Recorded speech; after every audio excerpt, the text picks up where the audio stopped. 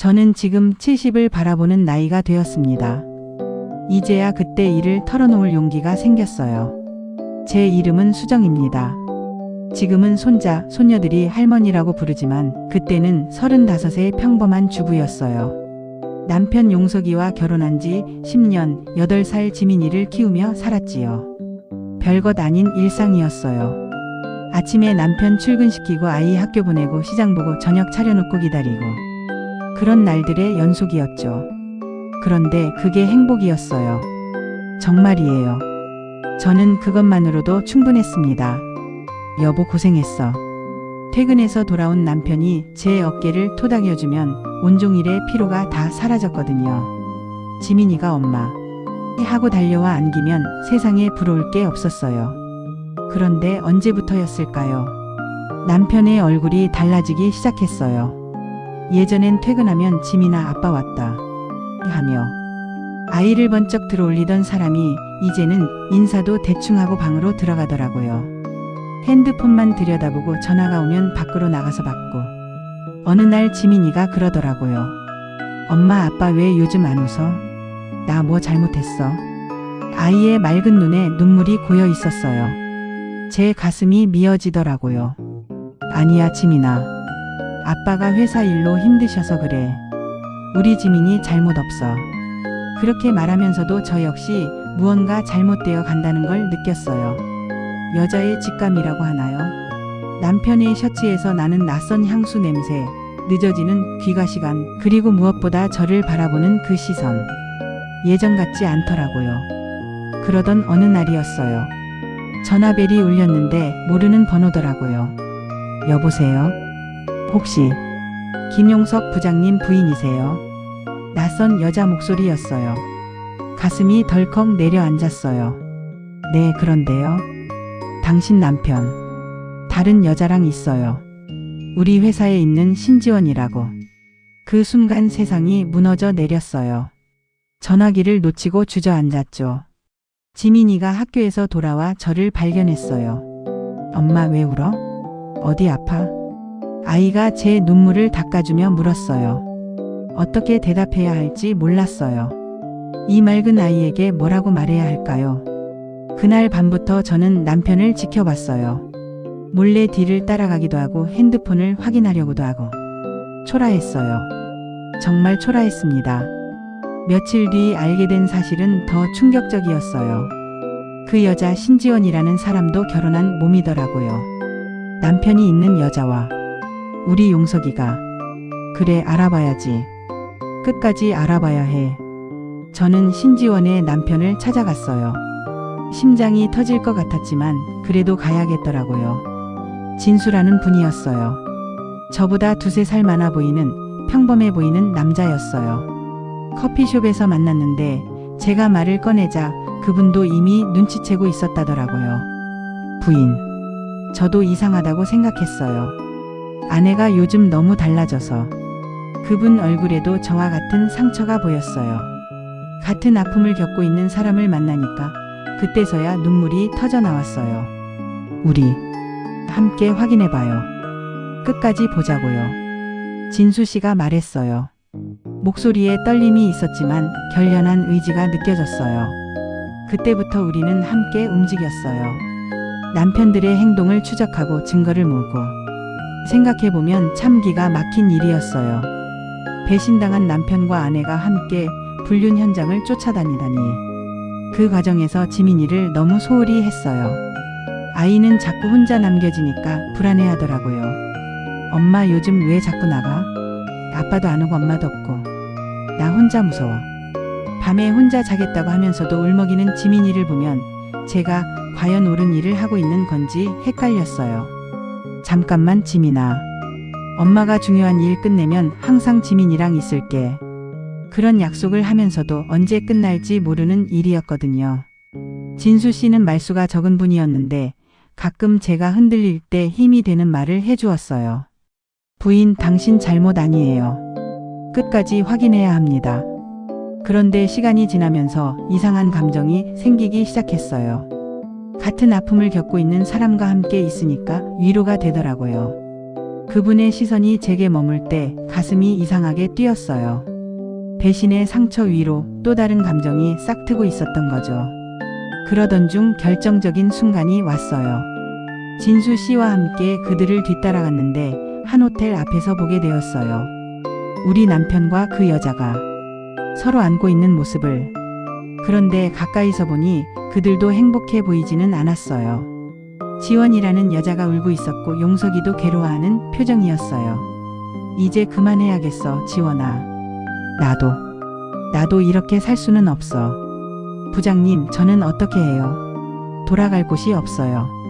그들의 대화를 듣고 있으니 미웠지만 한편으론 그들도 고통받고 있다는 걸 알겠더라고요. 그날 밤 진수 씨와 저는 술을 마셨어요. 너무 괴롭고 답답해서. 그리고 그 밤 우리는 서로의 품에 안겼어요. 다음날 아침 집에 들어가니 지민이가 깨어 있었어요. 엄마 어디 갔다 와? 밤새 안 들어왔어. 무서웠어. 아이의 맑은 눈을 보는 순간 제가 무엇을 하고 있는지 깨달았어요. 남편의 불륜에 분노해서 저도 똑같은 짓을 하고 있었던 거예요. 그 후로는 모든 게 급격하게 변했어요. 저는 용석에게 이혼을 요구했고 그는 무릎을 꿇고 빌었어요. 수정아, 미안하다. 정말 미안해. 나도 어떻게 이렇게 됐는지 모르겠어. 지원이가 너무 힘들어해서 그냥 위로해 주려고 했던 건데. 변명이지, 다 내 잘못이야. 남편이 우는 모습을 본 건 처음이었어요. 하지만 이미 제 마음은 돌처럼 굳어 있었어요. 제발 가정은 지키자. 지민이를 생각해서라도. 지민이. 그때서야 아이 생각이 났어요. 어른들의 복잡한 감정 속에서 가장 상처받는 건 아이였는데. 엄마 아빠랑 안 살아? 지민이가 물었을 때 목이 메었어요. 지민아, 어른들이 서로 다른 길을 가기로 했어. 하지만 엄마 아빠 모두 지민이는 정말 사랑해. 그럼 나도 같이 다른 길 가면 안 돼? 나도 엄마 아빠랑 같이 있고 싶어. 아이가 울먹이며 한 말에 제 심장이 무너져 내렸어요. 결국 우리는 법정까지 가게 되었어요. 4명이 모두 그 차가운 곳에서 마주했어요. 그때 지원이라는 여자를 제대로 봤어요. 생각보다 어리더라고요. 그리고 많이 야윈 모습이었어요. 죄송해요, 수정씨. 저도 이렇게 될 줄 몰랐어요. 그 여자도 울고 있었어요. 진수 오빠 미안해요. 오빠가 나쁜 사람이 아니라는 걸 알아요. 제가 외로움을 이기지 못한 거예요. 그 순간 깨달았어요. 우리 모두 피해자였다는 걸. 물론 잘못한 사람들도 있지만 결국 모두가 상처받은 사람들이었어요. 용석이도 진심으로 사과했어요. 수정아, 나는 정말 너만 사랑한다고 생각했어. 지원이에게는 그저 동정심이었다고 자꾸 스스로를 속였지. 하지만 그것도 배신이었어. 너와 지민이를 배신한 거였지. 판사님이 말씀하셨어요. 여러분 모두 상처받으신 분들입니다. 하지만 무엇보다 아이들을 생각하셔야 합니다. 복수보다는 용서와 새로운 시작이 필요한 때입니다. 그 말이 제 가슴에 와 닿았어요. 결국 저희는 이혼했어요.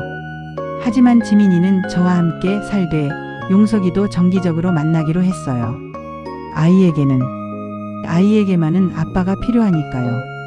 마지막 날 용석이가 부탁하더라고요. 수정아, 지민이에게만큼은 아빠를 너무 나쁘게 말하지 말아줘. 아이만큼은 상처받지 않았으면 좋겠어. 저는 고개를 끄덕였어요. 남편으로서의 용석이는 용서할 수 없지만 지민이 아빠로서의 용석이는 여전히 필요한 사람이었거든요. 지원이도 고향으로 내려간다고 했어요. 수정씨, 정말 죄송했어요.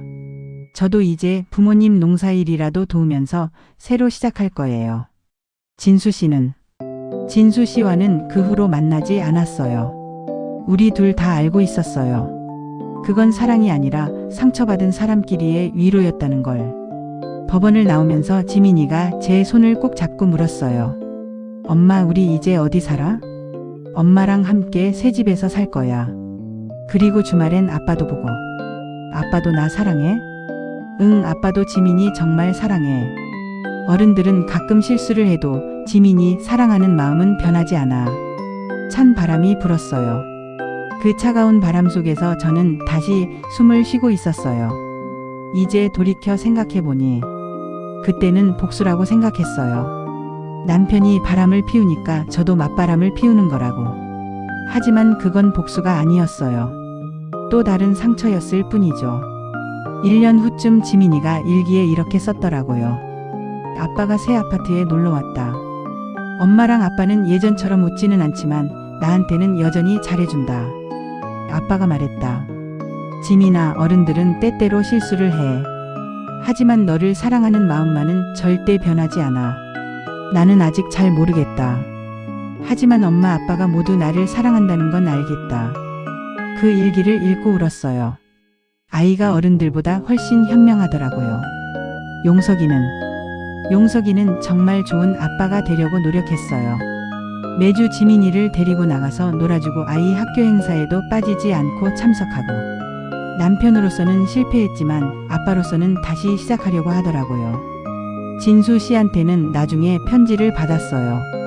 지원 씨에게 보낸 편지를 저에게도 보여주었더라고요. 지원아, 잘 지내니? 나는 이제야 알 것 같다. 사랑한다는 것이 그저 함께 있는 게 아니라 상대방을 이해하고 배려하는 거라는 걸. 너와 함께 했던 시간들이 모두 나쁜 기억은 아니야. 너도 새로운 곳에서 행복하길 바란다. 참 좋은 분이었어요. 지원 씨도 그런 남편을 두고 왜 그랬을까? 하지만 이제 다 지난 일이죠. 그때로부터 벌써 30년이 넘었습니다. 지민이는 이제 40이 넘은 어엿한 어른이 되었고 저에게 손자, 손녀를 안겨주었어요. 용석이는 10년 전에 암으로 세상을 떠났어요. 마지막에 저를 불러서 말하더라고요. 수정아, 그때 일 정말 미안했다. 평생 후회하며 살았어. 저는 그의 손을 잡고 말했어요. 이제 됐어. 다 지난 일이야. 고생 많았어. 지민이 결혼할 때 용석이가 아이 손을 잡고 버진 로드를 걸어가는 모습을 보면서 생각했어요. 결국 우리는 가족이었구나 하고요. 진수 씨도 몇 년 전에 소식을 들었는데 혼자서 잘 사시다가 돌아가셨다고 하더라고요. 지원 씨 소식은 모르겠어요. 어디선가 잘 살고 계실 거라고 믿어요. 지금 생각해보니 그때는 모든 게 세상의 끝인 것 같았어요. 남편이 바람을 피웠다는 것, 가정이 깨진다는 것. 정말 죽고 싶을 만큼 괴로웠거든요. 하지만 시간이 지나고 보니 그것도 인생의 한 과정이었던 것 같아요. 맞바람. 그때는 복수라고 생각했지만 지금은 알아요.